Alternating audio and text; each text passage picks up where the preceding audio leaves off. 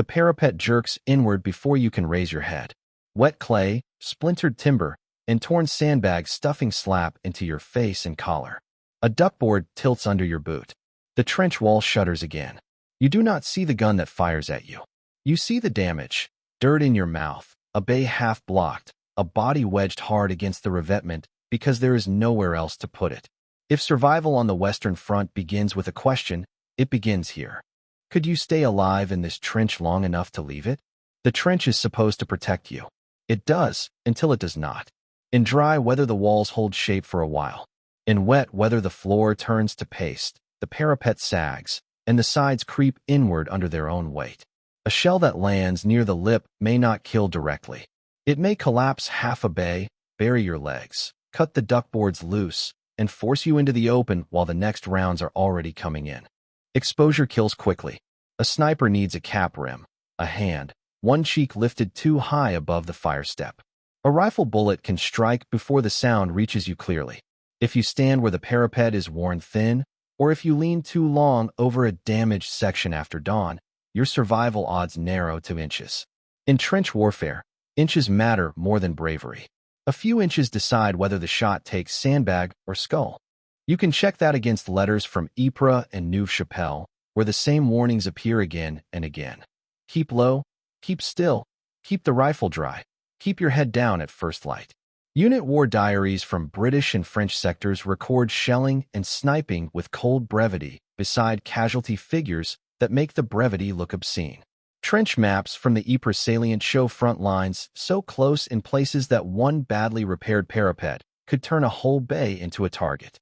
Then another threat takes over. Noise, not battlefield thunder in the grand sense. Concussion, sharp crack, high rush, earth punch, another rush, another crack. Some shells burst overhead with shrapnel. Some bury themselves and lift half the trench floor upward. Some fall short. Some land exactly on the communication trench that carries your rations and stretchers. Accounts vary on how fast you learn the sounds, but memoirs and official reports agree on one thing. The next shell remains outside your control. Routine does not make the trench safer. Routine only teaches you where danger usually sits. Stand to before dawn. Sentry watch. Repair work on the parapet. Carrying parties at dusk. Ration runs through communication trenches after dark. Water duties. Wiring parties. Everything useful happens where mud, fatigue, shell fire, and bad visibility combine. Survival depends less on one dramatic moment than on surviving hundreds of small exposures without making one fatal mistake. Protection and hazard occupy the same yard of earth. A dugout roof may save you from fragments and then kill you by collapse. A traverse may stop blast from running down the trench and then trap fumes in a cramped turn. Duckboards keep your boots above the muck until shellfire flips them or floodwater lifts them. Good cover matters. Decaying cover matters more. What looks safe at noon may become a trap by dusk. You can trace that in battalion diaries, trench sketches, and memoirs from the Somme to Verdun. The pattern repeats with ugly consistency. Mud slows movement. Walls fail. Stretchers jam at corners. Water rises. A wound that would be survivable near a road becomes fatal half a mile forward because the trench bends, the boards are broken, and the bearers sink to the knee every third step. The trench does not need a major offensive to kill you. It only needs time. Then the barrage lifts for a minute and a new sound travels over the parapet. Shovels. Picks. Muted work in the dark. The line opposite is improving while your own bay still leaks and sags. That is the central fact of trench survival. You do not survive once. You survive at dawn, then again at dusk, then again in rain, then again when the order arrives late and the trench is still half smashed. If you are listening, stay in the line. You start in a scrape that was never meant to become permanent. Rainwater gathers in the shallow cut around your elbows. A few blows of the entrenching tool throw up enough earth to stop a bullet if you stay flat. Then the attack stalls. Horses cannot cross the churned ground. Guns stick on broken roads. Infantry tries to move again and meets rifle fire, machine gun fire, and shelling dense enough to force the same conclusion on both sides. Dig deeper. At first the front is uneven. Ditches, embankments, hedgerows, orchards, village walls, drainage cuts, railway banks. Every scrap of cover gets seized and extended. You dig because standing is punished immediately. You dig because artillery observers on ridges, towers, balloons, and later aircraft can direct fire onto roads and crossings with lethal accuracy. You dig because the one who stays upright long enough to admire movement usually becomes part of the ground. The system turns deadly because the weapons fit the ground too well. Magazine rifles fire fast. Machine guns punish any open advance. Artillery reaches beyond sight and smashes assembly points before you can close. Barbed wire slows the survivors so bullets and shells can catch up. Railways keep feeding the front with ammunition, wire, timber, men, and guns faster than attackers can rip a lasting hole through all of it. Once both sides dig from the North Sea toward Switzerland, sidestepping strongpoints becomes almost impossible. You can see that transition in campaign maps from late 1914, from the Marne to the Aisne to First Ypres. Official histories of the race to the sea show the front stretching, locking, and thickening week by week. Memoirs from Mons and the Aisne describe movement narrowing into entrenchment with almost no romance attached. Accounts differ on exactly when senior command accepted the change. The ground accepted it first. The dead taught the timetable. Then each trench demands another trench behind it. Front line, support line, reserve line, communication trenches linking all three. Dugouts cut into reverse slopes. Saps pushed forward into no man's land. Wire deepened. Machine gun posts concealed. Trench mortar pits prepared. Observation points improved. A position worth holding grows roots, and every root makes the next attack slower.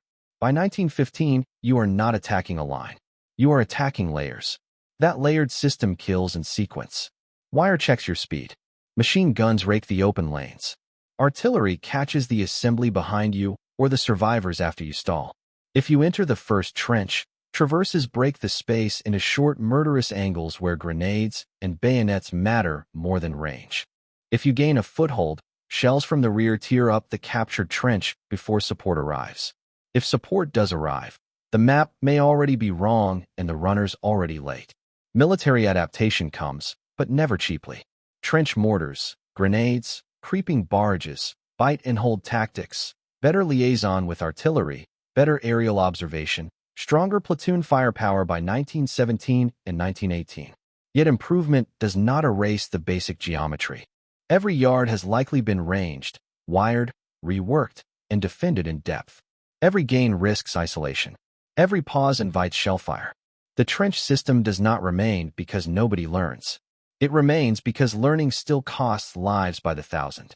You can check that against war diaries from Luce, Neuve-Chapelle, Arras, Passchendaele, and the Somme. You can see it in trench maps overwritten with correction after correction, new sap heads, fresh wire belts, and barrage lines drawn like measured threats. Historians such as H.E.W. Strachan, Gary Sheffield, and Alexander Watson differ on emphasis, not on the core point. On the Western Front, movement under modern fire became murderously expensive. Even quiet sectors prove the trap. A waterlogged sector in Flanders may kill by drainage failure and collapse rather than grand attack. A thin salient may draw shellfire every day because the enemy sees both flanks. A communication trench under observation may turn reliefs into a regular casualty event. The famous battle names dominate memory. Survival often turned on lesser names, worse weather, and one badly sited trench junction. So how did Europe become stuck in this? Through a hard military logic that kept deepening. You dig for safety. The line opposite digs too. You thicken wire. More guns register on your new routes. You build support lines. The enemy builds stronger bombardments. The deeper the system grows, the slower any break becomes. By the time the trench reaches your chest, the war has already become a contest of endurance fought inside an earthwork machine built to grind down anything exposed. The smell reaches you first. Wet clay, chloride of lime, damp wool, bacon grease in old tins, latrine rot, smoke, leather, then something sweeter underneath that rain cannot fully remove. The communication trench bends, drops, and narrows, and you stop seeing the front as a map line and start seeing it as a cramped channel where every shoulder brushes mud from the wall and every corner may hide a warning you did not hear. Arrival usually happens at night if the route stays open. You move in single file over duckboards slick with mud, packs dragging at the shoulders, rifle held clear of the filth. A guide leads with a dimmed lamp or no light at all. You are told not to smoke, not to talk above a murmur, not to bunch up near a junction, not to step onto the parapet side by mistake. Before you know the layout is already punishing error. The noise refuses any clean pattern. A rifle cracks from the dark. A machine gun chatters in a short, violent burst. Flares rise and bleach the trench edges white, then vanish and leave the line blacker than before. Heavy guns far behind the front answer each other with a slow pulse. Closer in, trench mortars thump and drop ugly rounds into the mud. Somewhere a duckboard breaks. Somewhere else a stretcher catches at a turn, and the delay backs up the whole trench.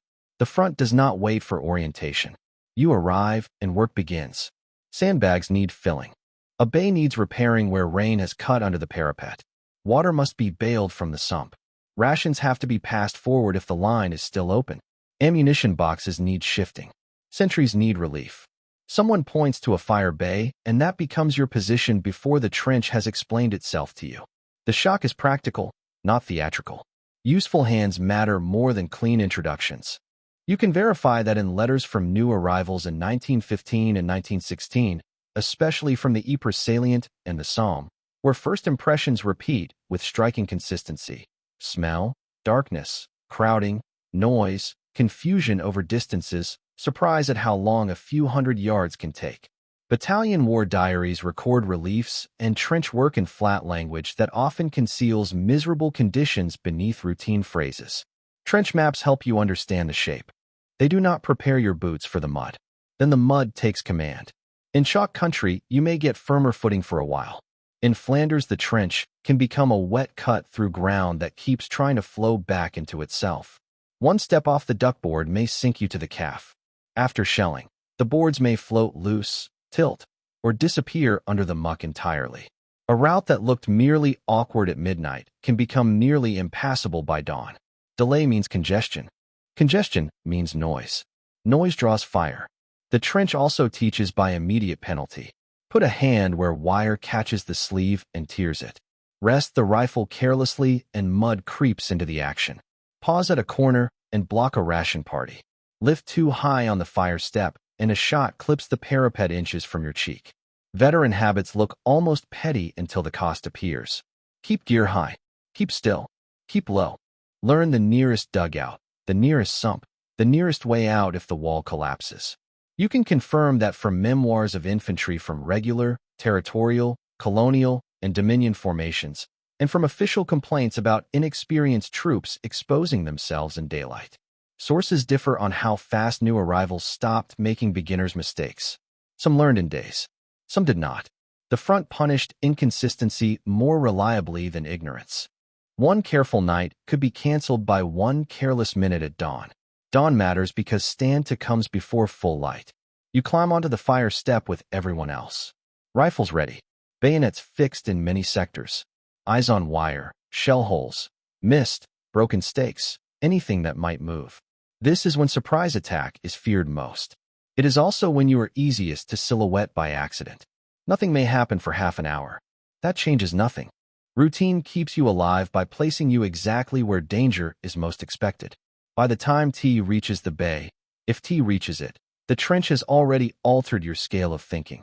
A dry ledge becomes valuable. A repaired sandbag wall looks like good fortune. A known corner feels safer than open ground. One relief march, one slippery turn, one smell that clings to bread and water alike, and the lesson is clear. Arrival at the front is not a scene. It is a narrowing of the world until survival depends on learning a maze of mud fast enough to avoid dying ignorant inside it.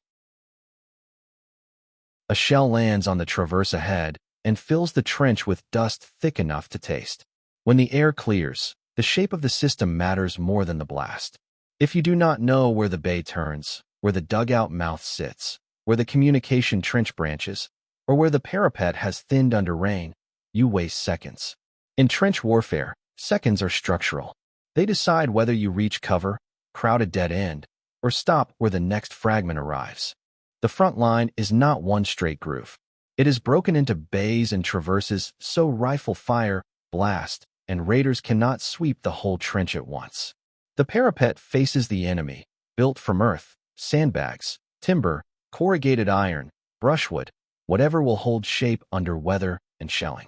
Behind you, the parados in many sectors helps stop blast and rearward bullets when the slope is bad. Between them runs the trench floor, usually narrow, usually crowded, rarely as dry as the engineer sketch promised.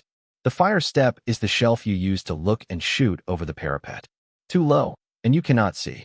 Too high, and your cap is first to appear. Duckboards are meant to keep your boots above water and filth.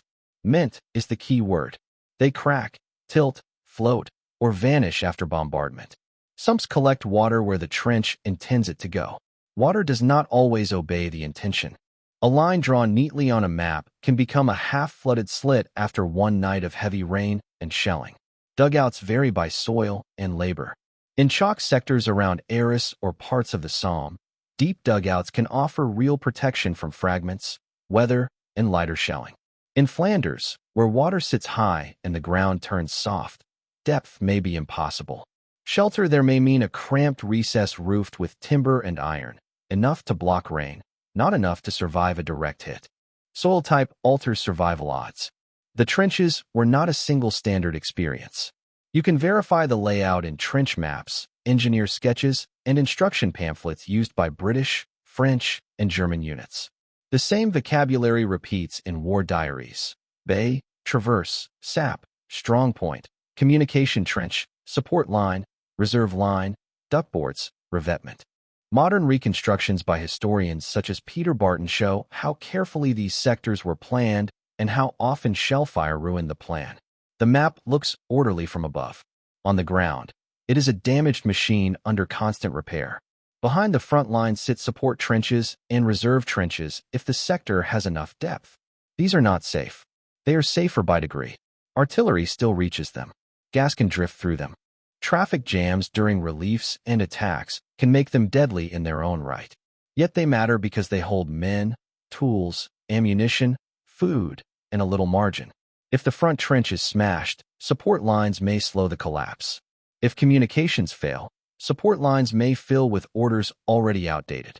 Communication trenches bind the system together. You move through them bent under loads, around sharp corners designed to block blast, but excellent at delaying stretchers. In rain, they become channels of brown water. In darkness, they turn small navigational mistakes into long detours. During heavy traffic, you wait pressed against wet walls while ration parties, wounded, ammunition carriers, engineers, and relief platoons all try to use the same narrow route. A trench network promises order. Under stress, it becomes congestion wrapped in mud.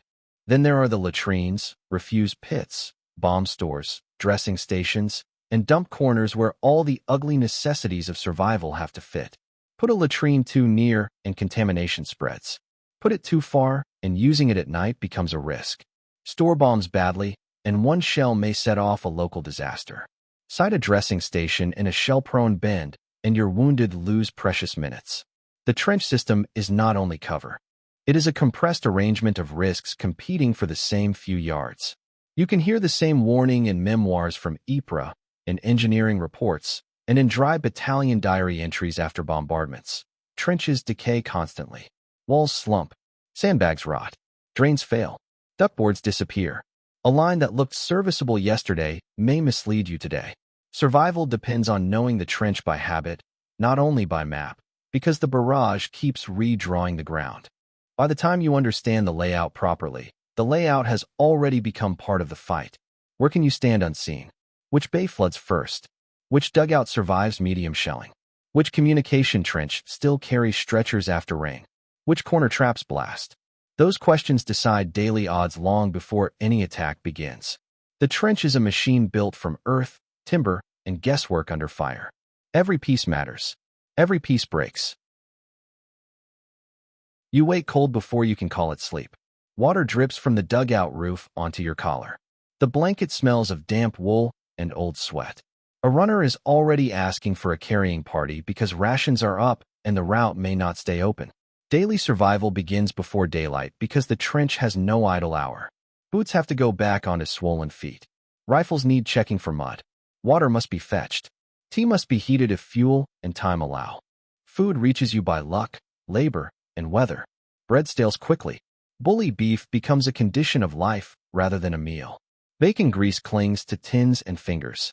Hard biscuit cracks teeth if you rush it. Jam and cheese break the monotony when they appear. Hot food arrives in insulated containers only if the line behind you remains passable. Water may come in petrol tins that never entirely lose the smell. Rum, when issued, serves as warmth and routine, though too much dulls judgment where judgment cannot be spared. Sleep is broken into fragments. Sentry duty cuts into it. Stand-to cuts into it. Carrying parties cut into it. Shellfire tears it apart without notice. A full uninterrupted night near the front is uncommon enough to be remembered. Fatigue damages simple things first. You leave a mess tin where someone trips over it. You forget where the dry socks were packed. You fail to clear mud from the rifle bolt. In the trench, these are not small domestic failures. They are advance payments on later trouble. Keeping dry becomes a military discipline of its own. Wet socks bring blisters. Wet boots soften skin. Soft skin under pressure and cold becomes trench foot if it stays that way long enough. So feet are rubbed, boots are greased, socks are changed when possible, circulation is forced back by movement whenever the situation allows. Orders about foot inspection recur across armies for a reason. Medical reports show whole units weakened by feet alone without any enemy attack worth naming. You can trace that in routine orders, medical circulars, and letters that complain less about battle than about bread, tea, socks, weight carried, and lack of sleep. War diaries from winter in Flanders often read like arguments with water. Memoirs from the Somme and Artois keep returning to the same arithmetic. How far the load had to be carried, how deep the mud was, how many hours had passed since rest. Historians writing at grand scale still keep stumbling over mugs, boots, candles, and ration tins because survival depended on them. Then filth joins the schedule. Lice live in seams and return after every attempt to kill them. You scratch until the skin breaks. Rats live off scraps, corpses, and refuse, and in some sectors grow so large that new arrivals remember their size for decades. Latrines overflow after rain. Uniforms stiffen with dried mud and sweat. Shaving may still be ordered when water exists because armies tie cleanliness to discipline even when the trench itself makes cleanliness look half impossible. Loads never lighten. Ammunition boxes, coils of wire, timber, sandbags, duckboards, water cans, trench mortar bombs, stretchers, picks, shovels. Every object at the front has to be carried by hand through communication trenches and over broken boards, usually at night, often under intermittent shelling. The burden matters because exhausted muscles slip. One dropped box on a narrow duckboard route can halt a file, spill noise into the dark, and invite fire from the opposite parapet. Small mistakes turn lethal in ridiculous ways. Leave the rifle badly placed, and it slides into the mud. Fail to repair a weak revetment, and the wall collapses during the next rain. Place a brazier poorly in a cramped shelter, and fumes gather. Drink doubtful water because the clean supply is delayed and weakness follows.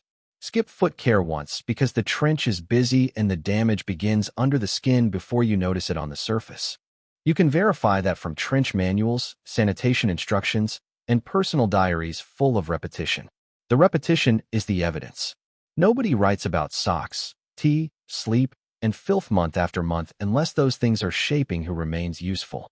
Daily life in the trench is not the pause between battles. It is the long pressure that decides how much strength remains when battle returns. By evening you may have carried loads, bailed water, stood watch, eaten badly, scratched constantly, slept in scraps, and still be ordered out again to repair wire or fetch more rations. The trench does not kill only with spectacular moments. It kills by taking a little heat, a little care, a little strength, and a little sleep until one ordinary command, stand there, carry this, climb now, finds nothing reliable left in your legs. The warning is only a change in the air, a rising rush, and then a blow so hard the trench floor jumps under your boots. Artillery kills before you can identify the battery, and often before you know whether the round was aimed at your bay or the junction behind you. This is the main killer on the Western Front. Rifles and machine guns dominate memory. Shells dominate the casualty lists.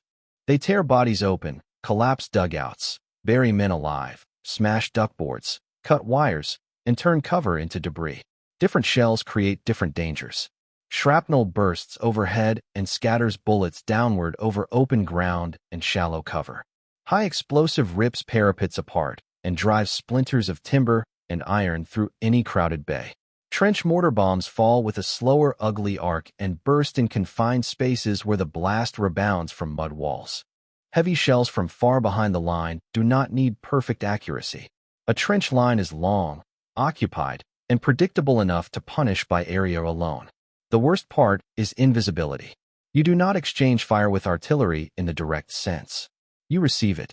Guns miles away fire from positions you never see, using maps, observation balloons, aircraft, sound ranging later in the war, flash spotting, and registered coordinates. If a ration point, trench junction, battery road, or reserve trench has been identified, shells can arrive there on schedule or in sudden bursts designed to catch reliefs and carrying parties. The rifle in your hands answers none of it. Timing adds another cruelty. A barrage before dawn catches stand to. A barrage at dusk catches reliefs. A barrage at breakfast catches crowded bays and T-lines. A barrage laid just behind an attack can isolate the survivors from reinforcement. Defensive barges, called in fast enough, can seal off captured trenches and drown them in shells before support arrives. Survival depends on whether guns fire short, long, late, early, heavy, or not at all when promised. You can confirm artillery's supremacy in casualty returns from Verdun and the Somme, in artillery manuals, and in war diaries that mention hours of shelling in a single line beside casualty figures that should take a page. Trench maps marked with barrage lines and battery targets show the battlefield reduced to measured destruction. Memoirs from every army repeat the same physical details. Dirt in the mouth, eardrums stunned, trench timbers turned to knives, bodies buried under fresh earth before the wounded can be reached. Burial is one of artillery's special cruelties. A near miss on the parapet can dump half the wall into the trench. A hit on a traverse can block escape in both directions. A dugout roof may save you from fragments until a heavy shell collapses the entrance and seals the chamber. Rescue takes time, and time runs badly underground. Picks hit clay, timber, more clay, and maybe a voice. Or no voice. Many survivors of bombardments survive only because the nearest hands start digging immediately. Concussion adds another layer of damage. Even without visible wounds, prolonged shelling can leave you unable to hear orders, slow to react, sick, shaking, or unable to judge distance and timing. Terminology changes during the war. Shell shock becomes argued over, limited, broadened, doubted, then partly recognized. Whatever the label, the battlefield effect is plain in medical records and memoirs. After heavy bombardment, men miss commands, stumble at corners, freeze at bad moments, and fail at tasks that were simple the day before. Registration means artillery kills even when no major battle is underway.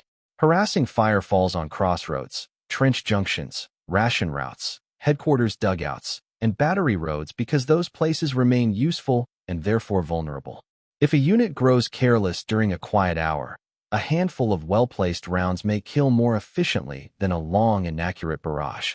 One shell into a narrow communication trench can create a blockage, a rescue problem, and a target for follow-up fire all at once. You can trace that in engineering complaints about smashed duckboards and buried telephone lines, in official reports after relief's gone wrong, and in modern historians from William Philpott to Paddy Griffith, all emphasizing shellfire as the front's central destructive force. Great battles differ in scale and purpose. Their common language is artillery.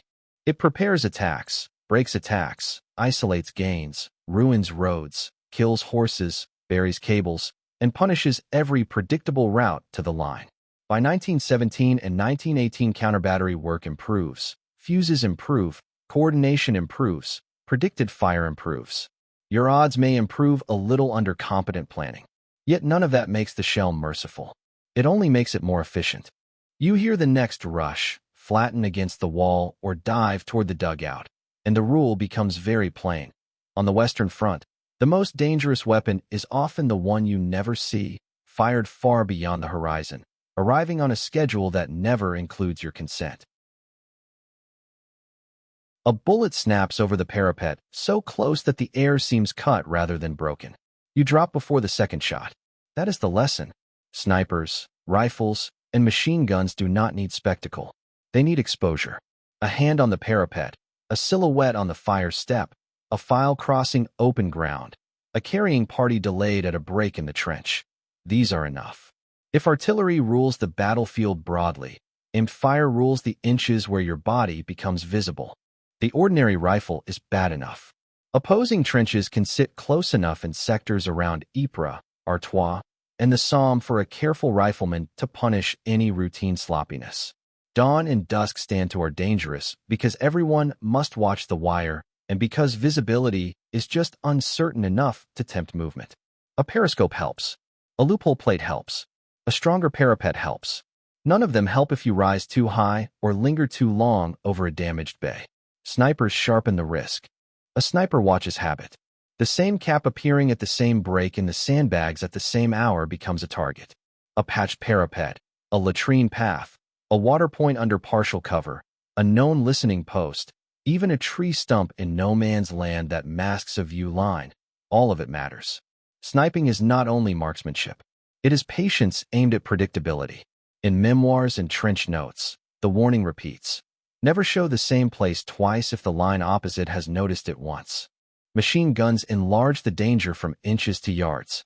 Open ground between trenches becomes lethal because a machine gun sweeps it faster than any rush can sustain.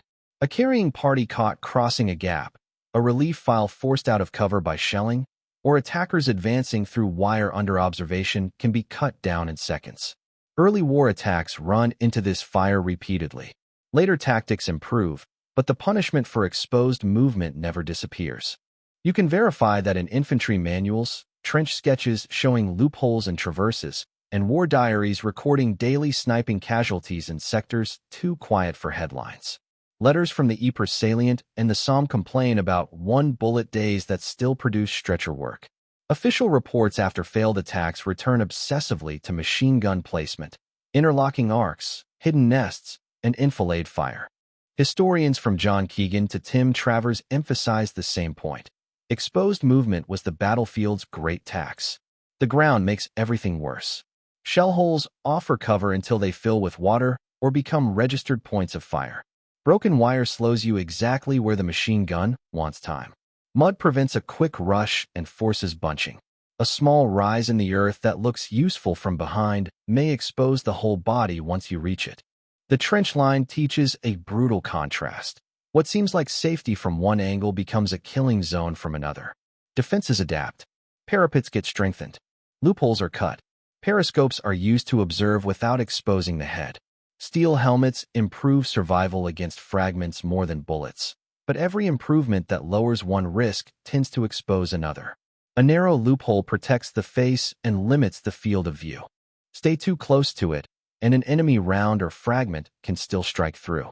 A periscope preserves your head and may draw fire to your location. Protection is always partial. Night is not simple relief. Darkness hides movement from direct sight, but machine guns can still fire on likely routes, and rifles still punish noise and silhouette when flares rise. Trench raids depend on darkness precisely because daylight movement is so costly. Reliefs happen after dark because daylight crossings invite casualties. Yet darkness breeds wrong turns, collisions, and bunching at junctions.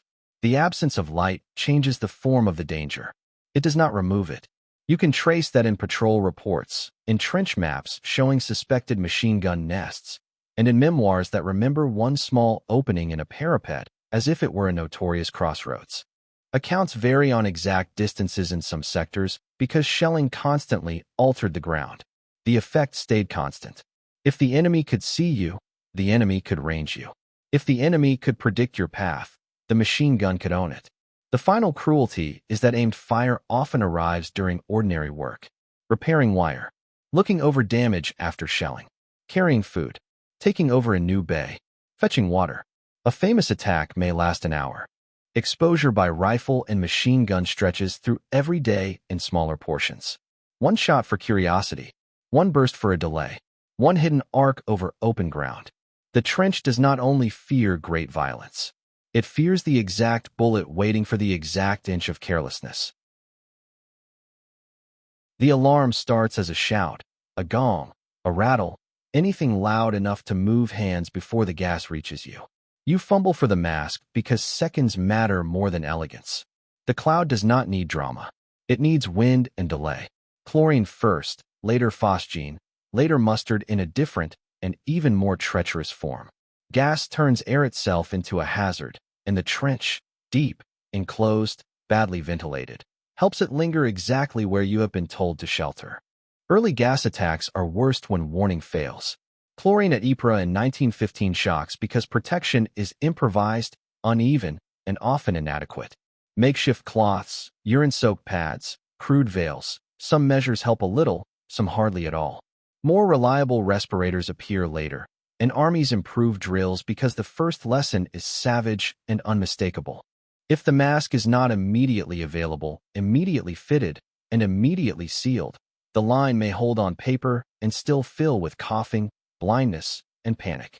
Gas punishes confusion. The mask reduces vision, muffles sound, restricts breathing, and clumsifies every task. Orders become harder to hear. Moving through a trench full of men masked and half-blind becomes slow. If shellfire follows the gas, which it often does, the attack becomes layered. Masked movement, broken visibility, blocked routes, wounded who cannot fit the mask correctly, sentries trying to distinguish shell burst from gas alarm under stress. Survival depends not only on equipment but on drilled speed. Different agents create different timelines. Chlorine announces itself more clearly by color and smell. Phosgene can be deadlier and less dramatic at first, with symptoms that may worsen after apparent survival. Mustard gas, introduced later, contaminates ground, clothing, and dugouts, blistering skin and eyes and turning shelter into hazard long after the shelling stops. Gas is not always about immediate death. It may ruin the route, the dugout, the clothes on your back, and your ability to stay in the line tomorrow. You can confirm this in gas discipline instructions, medical reports, and war diaries that record alarm, shelling, and casualties with grim exactness. Letters from 1915 onward describe the rush for helmets and respirators in terms far more practical than dramatic. Official reports after gas attacks obsess over wind, mask condition, training, and timing because those four things often decide the result. Historians of chemical warfare agree on the same harsh arithmetic. Gas kills fewer than artillery overall, but it terrifies because it invades the body through breath. The trench magnifies the threat. Heavy gas can settle in low ground, shell holes, dugout entrances, and communication trenches. A deep shelter that looks safe from fragments may collect poison instead. A damaged parapet that forces movement through a hollow may lead you straight into a denser patch. Masks help, but masks fail. Straps break, eyepieces fog, filters saturate, training lapses, hands shake, or the wrong drill is used under the wrong conditions. A man wounded in the arm may struggle with a mask in time. A man already concussed may not manage it at all. Gas also attacks routine. Sentry work becomes harder under a mask. Rifles are harder to handle. Carrying wounded through a contaminated trench slows to a crawl. Horses and mules suffer. Transport suffers, and medical stations close to the line can be choked with cases that need washing, eye treatment, fresh air, and time. Even a limited gas attack can block a sector, spoil an assembly area, and force hours of massed labor in already miserable conditions. You can trace that in training pamphlets, anti-gas memoranda, and memoirs from Ypres, Arras, and the later war. Accounts vary on how visible some clouds were under different weather. The practical conclusions remain steady. Keep the mask close, drill constantly, never trust the first breath after an alarm ends, and remember that some gases punish after the immediate danger seems past. Official casualty figures understate the lived effect because a unit may remain alive and still become nearly useless for hours. By 1917 and 1918, protection improves. Better respirators, better alarms, better discipline. That improves survival odds, but not comfort and not certainty. Mustard gas in particular turns ground and equipment into a continuing problem. A shell-burst area can remain dangerous long after the noise fades. Dugouts, trench boards, clothing, and tools carry the contamination back into the spaces you depend on. The trench, once again, proves able to turn shelter into part of the attack. So when the alarm sounds, you do not wait to judge whether the smell is real or the shout mistaken. You move for the mask at once because delay is exactly what gas requires. Miss a strap. Inhale once too early. Tear the seal while climbing through a collapsed bay, and the punishment enters through the only thing you must keep doing to stay alive. On this front, even the air can turn against you. Your feet go numb first, then soft, then painful, then strangely distant, as if they belong to the boots more than to you. Disease in the trenches does not always arrive with dramatic symptoms. It often begins with dampness, dirt, and delay. Trench foot, infected cuts, lice, diarrhea, fever, respiratory illness, exhaustion, dental trouble, skin disease. None sounds as famous as shellfire. All of them wear you down until one ordinary task becomes too slow, too clumsy, or too painful to do under pressure. Trench foot is the emblem because it combines everything the line does badly: cold, wet, pressure, immobility, and inadequate drying time. Constant damp softens the skin. Circulation suffers. Swelling, numbness, discoloration, and tissue damage follow. In bad cases, the feet become unusable and infection may take over. Armies eventually order sock changes, foot inspections, greasing, rubbing, and relief from prolonged wet standing where possible. The phrase, where possible, carries the whole misery inside it. On many days, it simply is not. Minor wounds turn dangerous quickly in trench conditions. A scratch from revetment wire, a splinter in the hand, a blister opened by a long march, a cut from rusted tin. Any of these can become infected when mud, filth, and delay interfere. Before antibiotics, prevention matters vastly more than cure. Dressing stations help. Surgical care helps if you reach it. Yet the trench constantly reintroduces dirt into every weakness. What would be trivial at home can become serious half a mile behind the parapet. Lice create their own war of attrition. They breed in seams, irritate the skin, break sleep, and spread misery through every layer of clothing. Delousing helps for a time and often fails for longer. Fleas and flies add to the problem when conditions allow. Rats raid scraps and corpses, contaminate stores, and move through dugouts and bays with unnerving boldness. No single rat decides survival. The constant erosion of hygiene, sleep, and calm matters more than any one animal. You can confirm this in medical reports, sanitation orders, and memoirs that dwell on itching, swelling, sores, and foul water with more persistence than on attacks. Statistics on sickness wastage in trench sectors show how many men leave the line without being hit by bullets or shells. Letters from winter sectors in Flanders and northern France return obsessively to feet. Historians of military medicine point to the same reality. The trench assaults the body continuously, not only during battle. Water quality matters. Clean supply lines are vulnerable to shelling and distance. Men drink from doubtful sources when thirst and exhaustion outrun discipline. The result may be diarrhea, weakness, dehydration, or fever at exactly the time a carrying party or stand to require strength. Food monotony and irregular supply do not help. Malnutrition on the Western Front is not uniform across armies or years, but hunger, vitamin deficiency, and poor digestion recur often enough in diaries and reports to shape endurance. Exhaustion may be the most dangerous slow killer because it joins all the rest. Too little sleep weakens judgment. Too much cold drains energy. Carrying loads over mud taxes muscles already worn thin. Illness spreads faster when bodies are run down. A tired sentry looks less carefully. A tired carrier slips on a duckboard.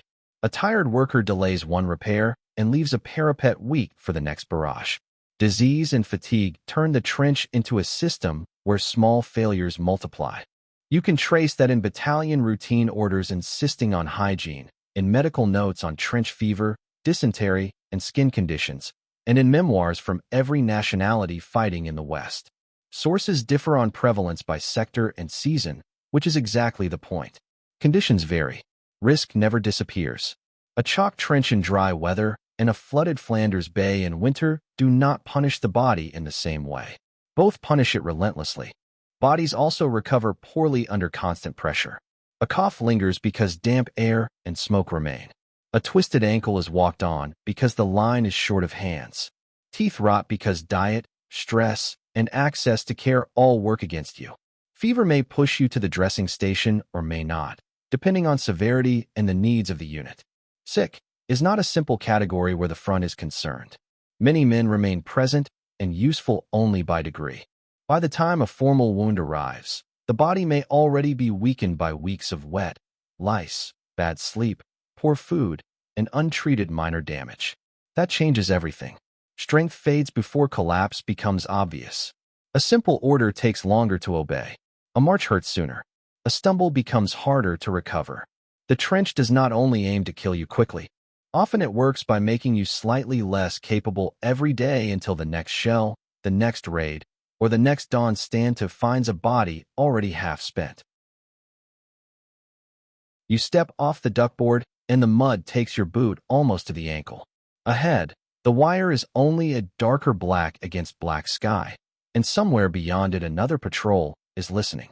Night patrols and trench raids happen because daylight movement is punished too hard. Darkness gives cover, but only partial cover. In the dark, distance shrinks, orientation fails, and wrong turns become fatal. The enemy is often closer than daylight comfort would allow you to imagine. A patrol may go out to inspect wire, listen for digging, map shell holes, confirm whether a sap is active, or identify a machine gun position. A raid goes farther. Grenades, clubs, pistols, bayonets, wire cutters, blackened faces, stripped gear for silence. The purpose may be prisoners for intelligence, destruction of a post, disruption of wiring parties, or pressure before a larger operation. None of it is clean. The dark reduces long-range fire and increases the chance of short-range confusion where seconds decide everything. The first danger is navigation. No man's land is not empty. It is broken by shell holes, wire belts, dead ground, smashed stakes, abandoned equipment, and corpses in various states of concealment. A route memorized from the parapet by daylight may look entirely different at night. Flares change every shadow. A shell hole that seemed passable fills with water. A gap in the wire narrows or disappears. One wrong angle, and you hit an uncut belt or stumble into ground already ranged by the enemy. Sound becomes almost more dangerous than sight. Wire rattling, a boot slipping, equipment striking metal, whispered warning at the wrong moment. Any of it can draw a flare, rifle fire, or a burst from a machine gun firing at likelihood rather than certainty. Patrol reports from the period are full of phrases like heard digging, encountered wire, enemy patrol close by, withdrew under fire. The language is restrained because the distances are small and the margin for error smaller. You can verify this in trench raid reports, patrol sketches, and battalion diaries from sectors around Arras, Ypres, and the Somme. Memoirs from raiding units describe the same sequence with grim consistency. Climb out quietly, move bent, freeze under flare light, cut wire fast, lose direction, meet the unexpected. Historians of trench raiding note that the raids serve tactical and psychological purposes at once, but the experience at ground level remained brutally physical and uncertain. Close combat at night is ugly because there is no room for clean battlefield vision. Grenades bounce badly in shell holes. Pistols misfire in mud. Bayonets snag in clothing and webbing. Clubs appear because a silent blow may matter more than a shot before the alarm spreads. Men become shadows at arm's length.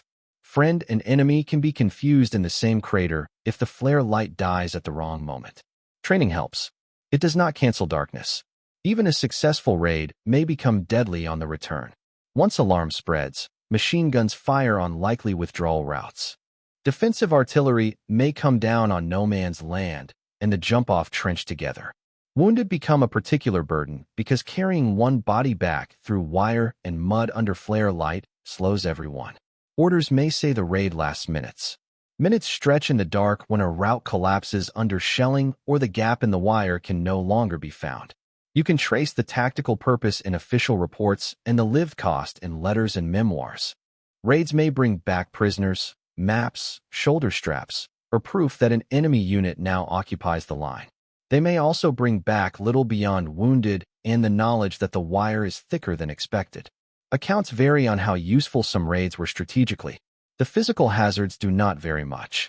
Darkness compresses the battlefield until every sound feels close enough to touch. Night routine outside major raids remains dangerous too. Wiring parties, listening posts, trench repair under cover of darkness, burial details, carrying parties crossing exposed sections, all use the same hours because daylight kills faster. That means the night is crowded with essential work and hidden movement. A quiet front after dark may be an illusion built on muffled labor. Somewhere beyond the parapet, another party is probably cutting, digging, or waiting. When you return, if you return, the trench does not feel safer. It feels merely familiar. Mud still drags at the boots. The parapet still leaks light from distant flares. The enemy line remains close enough that a whisper at the wrong point can matter. Night on the Western Front is not the absence of battle. It is the hour when the distance between both sides becomes short enough for hands, wire cutters, and wrong turns to decide survival. The whistle goes, and you climb. That is the simple version. The real version begins earlier, in the packed assembly trench where men stand shoulder to shoulder under final shell fire, ladders set against the parapet, equipment adjusted in bad light, and the ground already shaking under guns meant to prepare the way. Going over the top is the moment trench warfare is remembered for most, yet it is also the moment most shaped by everything that happened before it. Wire cutting, weather, artillery timing, route marking, briefing, fatigue, luck. The first hazard is getting out at all. A damaged ladder slips. A parapet collapses under too many boots. Smoke hides landmarks and also hides shell holes deep enough to swallow a man with full kit. Packs, rifles, tools, grenades, ammunition, water bottles, gas masks, entrenching tools. Every useful object adds weight exactly when speed matters. Units later cut and refine loads for a reason. Early war attacks often send too much equipment over ground that already punishes every extra pound. Then the open ground begins its work. Mud slows the advance. Craters break formation. Uncut wire funnels the line into gaps that machine guns already know. A barrage meant to destroy strongpoints may have fallen short, long, or too early. Smoke may obscure direction more than the enemy. Men trained on neat diagrams discover that the landscape no longer matches the map because weeks of shelling have erased field boundaries and roads. A plan can die within yards of the parapet. Machine guns remain the great visible enemy in the advance. Hidden in surviving strongpoints, shell-proof positions, reverse slopes, or angles missed by the bombardment, they rake the lanes of movement with terrible efficiency. Rifles add to the punishment. Artillery then joins again, dropping defensive fire behind, among, or in front of the attackers depending on timing. If a unit pauses under this pressure, the pause itself becomes fatal. Open ground rewards motion and punishes motion in the same minute. You can confirm that in attack reports from Luce, the Somme, Passchendaele, and countless lesser actions. Official papers list objectives by trench name and map square. Memoirs reduce the same advance to mud, smoke, weight, shell holes, and sudden loss of direction. Trench maps and aerial photographs show the intended path. Battlefield accounts show how quickly shellfire and broken ground made those paths theoretical. Historians disagree over command decisions in many attacks. The tactical exposure is beyond dispute. If the assault reaches the enemy trench, danger changes shape rather than ending. A captured bay may be full of wounded, debris, gas, blind corners, and surviving defenders in dugouts or traverses. Grenades decide cramped angles. Communication trenches ahead and behind become routes for counterattack or reinforcement depending on who reaches them first. A foothold without rapid consolidation is a target. Shovels and sandbags suddenly matter as much as rifles because the captured line has to be turned before the shells arrive. And the shells do arrive. Artillery from the defending side falls on the lost trench and the open ground behind it. Friendly artillery may continue too long or fail to lift cleanly. Runners get lost. Telephone wires are cut. Supports stall in mud or bunch at gaps in the wire. The attack that succeeds tactically in the first hour may still fail by noon because it cannot be supplied reinforced, or aligned with neighboring units. On this battlefield, gaining ground and keeping ground are different wars. You can trace that in unit narratives from the Somme and Arras, in barrage tables, and in memoirs by platoon officers and infantrymen who reached the objective and then found themselves isolated. Sources differ on exact minutes and distances because watches, smoke, and memory all fail under stress. The broad sequence remains steady. Getting out is costly. Crossing is worse. Entering is not the end. Holding is often the hardest part. By 1918, attacks become more sophisticated. Better platoon tactics, more automatic weapons, improved creeping barges, tanks in some operations, storm infiltration methods in others, more careful use of limited objectives. All of that improves survival odds in some situations. None of it makes open ground safe. Mud still exists. Wire still exists. Guns still fire. A single unsuppressed machine gun still owns more landscape than any one man can cross unpunished. The famous image is the climb over the parapet. The true danger is the chain that follows. Ladder, mud, shell hole, wire, burst, wrong turn, machine gun arc, isolated trench, delayed support. Every link can fail. Every link can kill. Going over the top is not one moment of courage. It is an extended exposure in which each 100 yards demands a fresh answer from a battlefield built to destroy momentum. A shell lands 2 bays away and you move before the order reaches you, because by now you know which dugout survives fragments, which corner traps blast, and which section of parapet collapses first after rain. Survival improves through habits more than heroics. Good cover chosen fast. Weight carried wisely. Boots cared for before the damage becomes visible. A rifle kept clean. A helmet worn properly. A body kept low by instinct rather than reminder. These are not glamorous advantages. They are the kind that leave you alive. Veteran habit matters because the front punishes hesitation and repetition. You do not show the same loophole twice. You do not bunch at a junction. You keep the mask within instant reach, not somewhere close enough. You learn to move by touch through your trench sector at night. You memorize the nearest sump, traverse, dressing point, and communication trench turn. Many memoirs reduce survival to these plain routines because plain routines outlast dramatic intentions. Good officers can improve your odds measurably. Clear relief plans, sensible work rotations, realistic carrying loads, timely trench repair, attention to drainage, strict gas discipline, and refusal to waste men in pointless exposure all matter. Smart leadership does not abolish shellfire, but it can prevent stupid losses. A well-briefed platoon that knows the route, the objective, the fallback point, and the support timetable stands a better chance than a tired platoon sent forward with vague orders and optimistic timing. You can verify that in unit war diaries praising or condemning trench administration, in training pamphlets from 1917 and 1918, and in memoirs that remember competence with almost physical gratitude. Historians of the later war often stress adaptation. Improved platoon tactics, better artillery coordination, stronger emphasis on limited objectives. Not because adaptation made the front humane, but because it reduced some forms of pointless waste.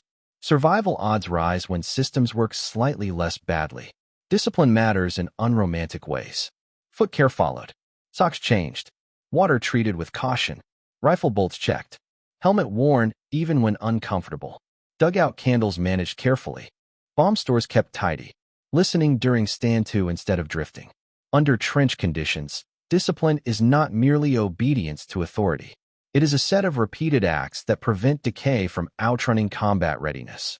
The line is too hostile to forgive laziness for long. Cover quality matters too.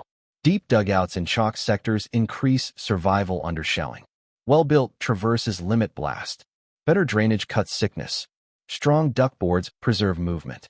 Periscopes reduce sniper risk. Steel helmets reduce head wounds from fragments.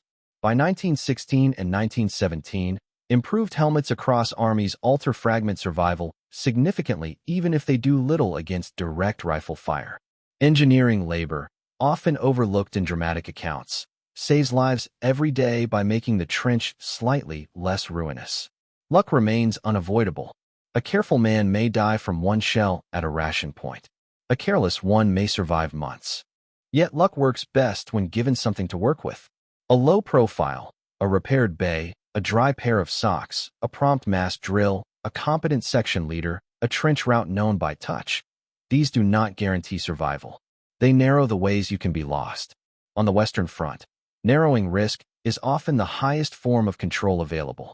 You can trace this in after-action reports praising units that kept formation under bombardment, in engineering records showing labor poured into duckboards and dugouts, and in medical instructions tied to foot care and sanitation. Accounts vary by sector, army, and year. The pattern holds. Better administration, better cover, better drill, better timing, and better local leadership all improve the odds.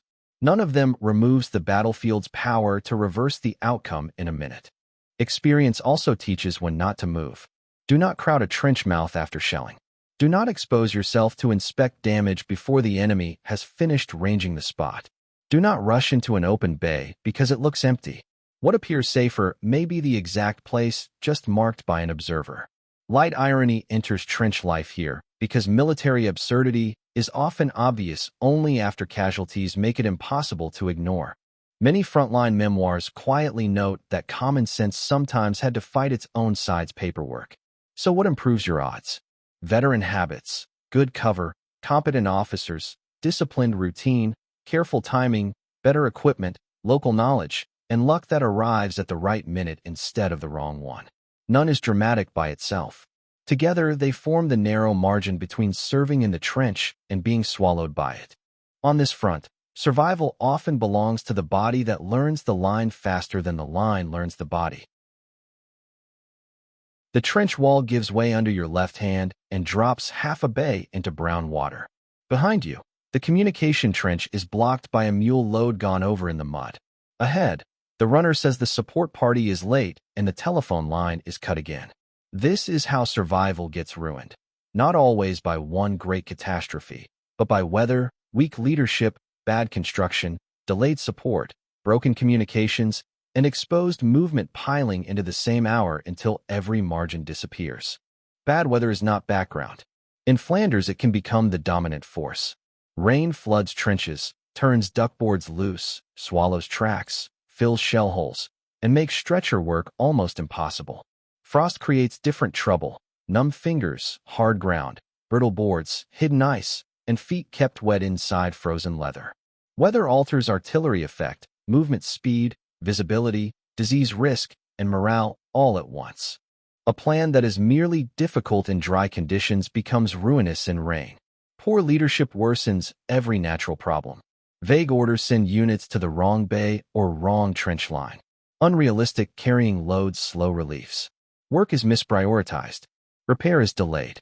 Men are exposed in daylight for tasks that could have waited. Warnings about wire, mud, or enemy observation are ignored.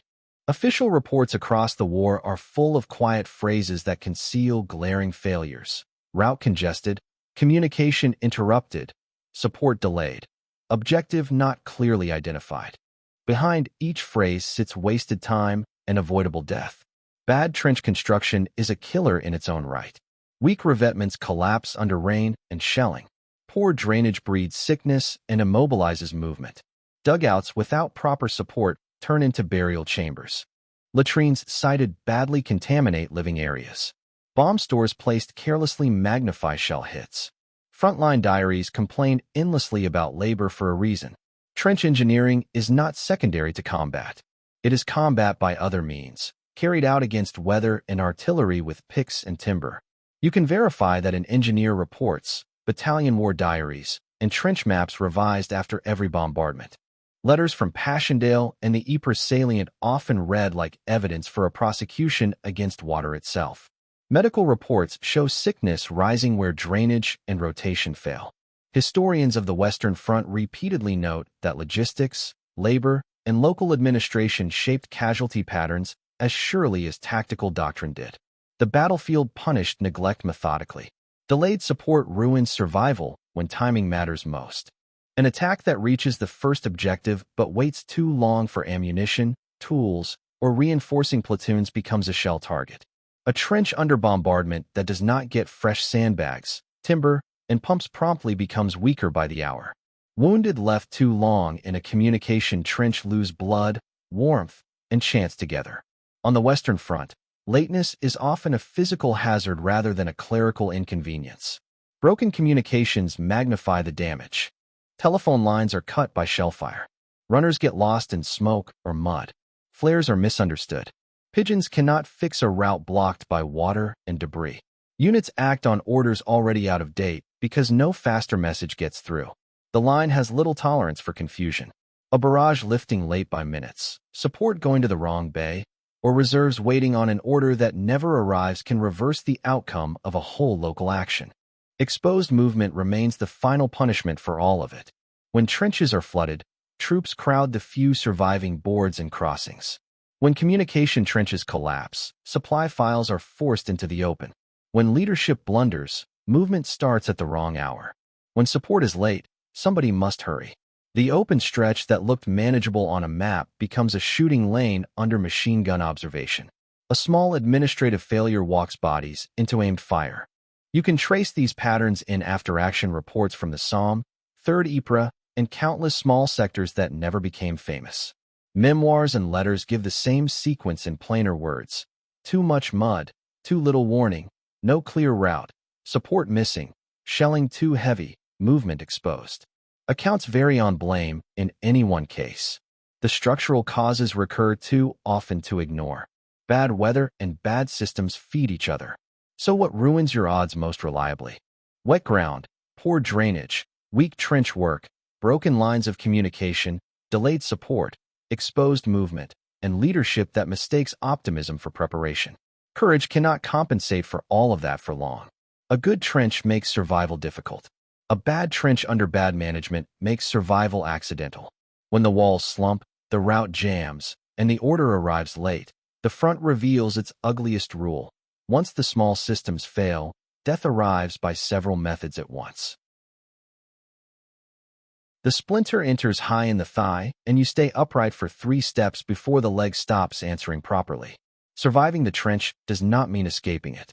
Often it means entering another chain of hazards. Field dressing, stretcher delay, regimental aid post, advanced dressing station, casualty clearing station, surgery, infection risk, transport, recovery, and the possibility of being sent back once patched. A wound may remove you from the line. It may also begin a second battle under different roofs. Immediate survival depends on bleeding, location, and access. A small fragment in the arm may allow movement.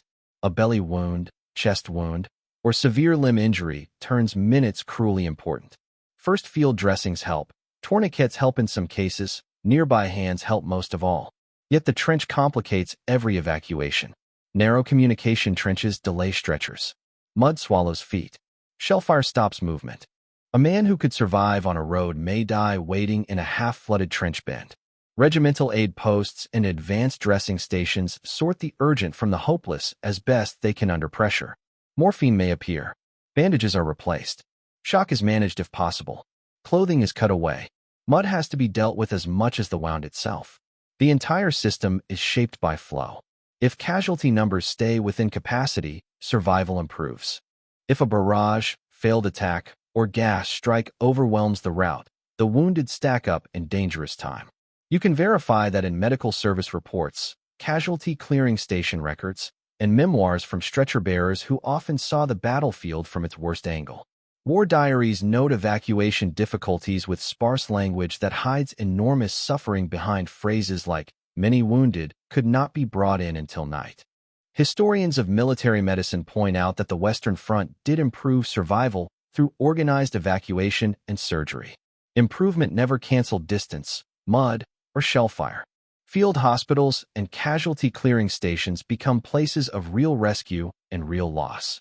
Surgery for fractures, abdominal wounds, chest injuries, amputations, infection control, blood transfusion increasingly later in the war, and asepsis, triage. All of it advances under pressure. Yet a wound that misses the bone may still end a military career if infection sets in or mobility never fully returns. A wound that heals well enough may put you back in uniform faster than the body or nerves truly welcome. Gas casualties add another burden. Eye injuries, lung damage, blistering, contaminated clothing, delayed symptoms. Shell concussion adds another uncertain category. A man may look intact and still fail under the strain of return. Terminology and diagnosis vary across the war, and sources differ sharply on interpretation, but the practical result is clear enough in records and memoirs. Survived may mean discharged, returned, reassigned, partially recovered, or permanently altered. Long recovery does not guarantee distance from danger. Some return to duty after weeks or months and find the front waiting in altered form but familiar logic. Others move into labor, transport, training, or home service if the wound allows limited use. Some remain in hospitals long enough to see the war continue without them, which is survival by exclusion rather than escape. Many memoirs carry a dry bitterness here. The body leaves the trench. The trench remains in the body. You can trace that in pension files, hospital reports, and letters from convalescents that dwell on pain, stiffness, poor sleep, bad memories of shelling, and uncertainty over return. Official figures show enormous numbers treated and returned in various categories. That does not mean restored. A leg that walks is not always a leg that runs. Lungs that breathe are not always lungs fit for gas alarm and carrying parties. Survival can be partial and still count in the ledger of war. Even after discharge, wounds continue. Shrapnel remains lodged. Infection scars tissue. Hearing stays damaged. Feet ruined by trench exposure do not recover neatly. Hands stiffen. Eyes suffer. The Western Front creates a spectrum of outcomes wider than dead and safe. The line between them is crowded with men who lived, but not back to where they began. Medical systems improve chances enormously compared with earlier wars. The battlefield keeps handing them more damaged bodies than any system can fully restore. So surviving the trench does not mean walking away untouched. It often means bleeding long enough to reach the aid post, enduring the journey back, accepting whatever surgery and luck can preserve, and then learning whether the war still wants what remains of you. On this front, even success can arrive bandaged, limping, half-deaf, or marked by lungs and nerves that never return to their old quiet. The shell lands short, the mud lifts, and for 1 second the trench reminds you of everything at once. Earth in the mouth, duckboards shifting underfoot, gas mask ready by instinct, feet already paying for old damp, wire ahead, stretcher route behind, and no guarantee that competence will matter against the next round.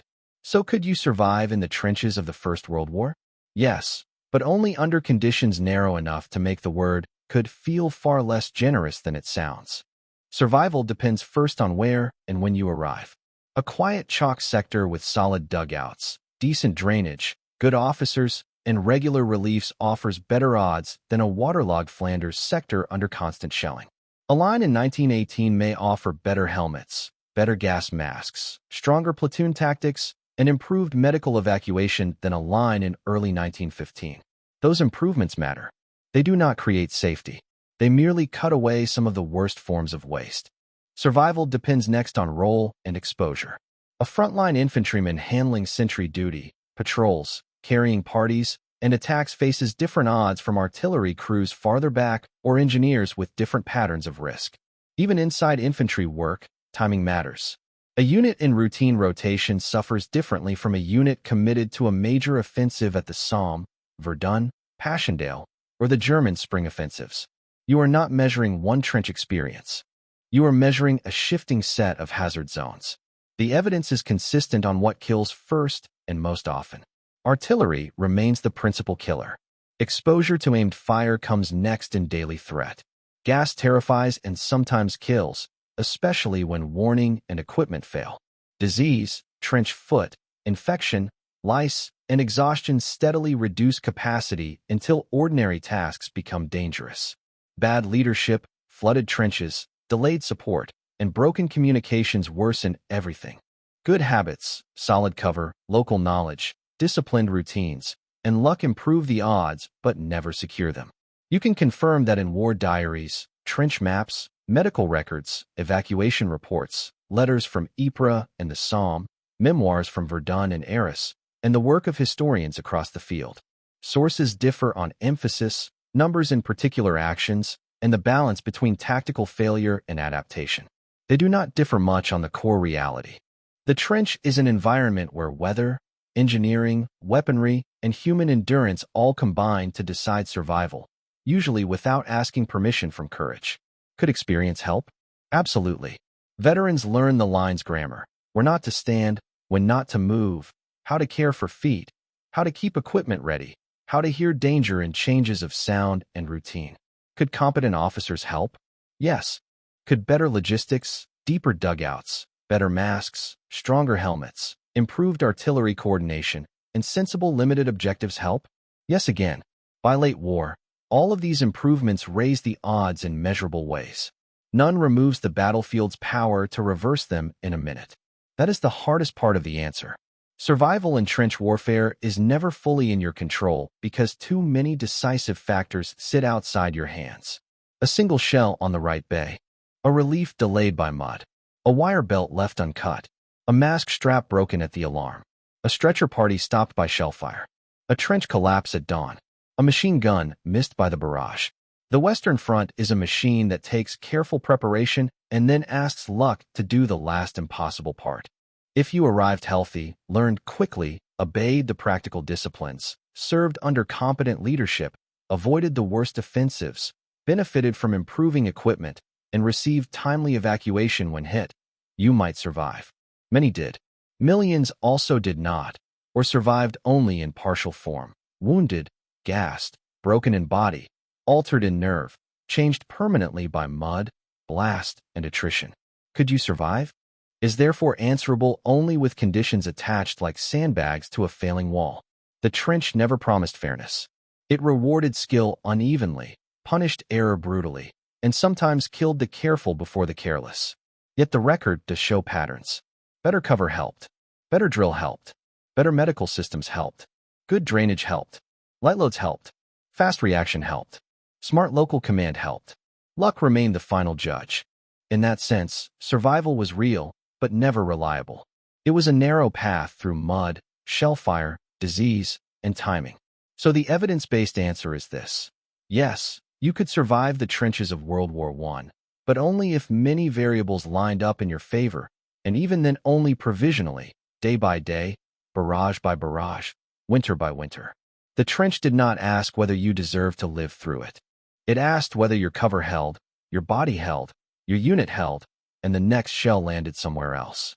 If you want, I can also turn this into a voice-over ready YouTube script with pacing marks and scene cues.